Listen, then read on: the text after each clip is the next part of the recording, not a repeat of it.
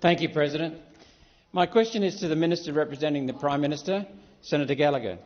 When will the government name the former Australian politician that ASIO chief Mike Burgess yesterday referenced as someone who sold out Australia to advance the interests of a foreign regime?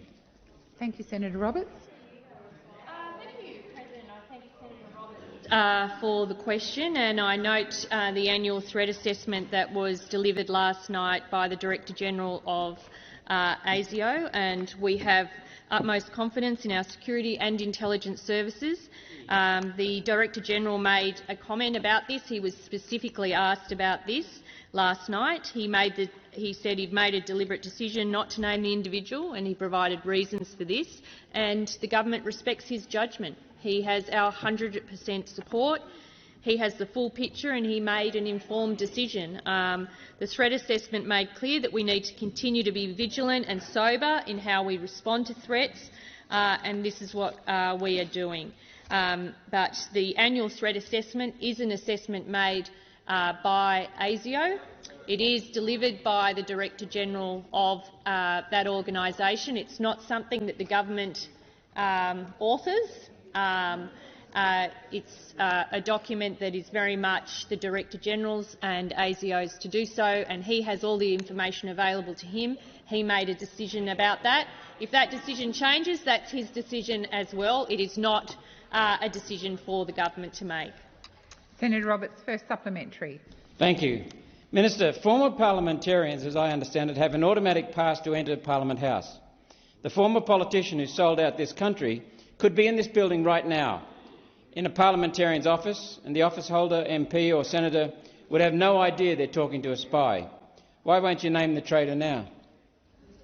Thank you, Senator Roberts. Minister Gallagher. Passes to this building is a matter for the presiding officers or the rules around that. I mean, I think it is. I think it is, isn't it? Yeah, it is. Well, it is. Sorry, but it's not a matter that the government is responsible for. In relation to order, please continue. In relation to the actual the question you asked, which was about naming an individual, it's a matter for the Director-General of ASIO. If he was to choose to name an individual, that's a matter for him.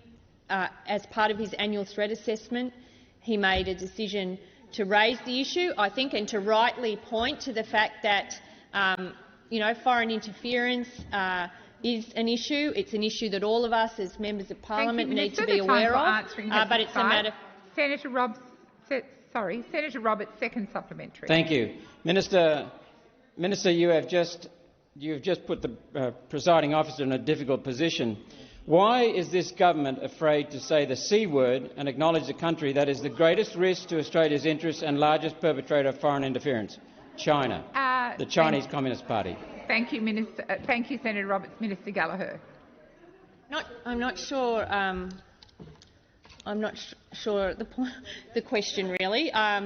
We talk about China all the time as a government. We've been seeking to stabilise the relationship.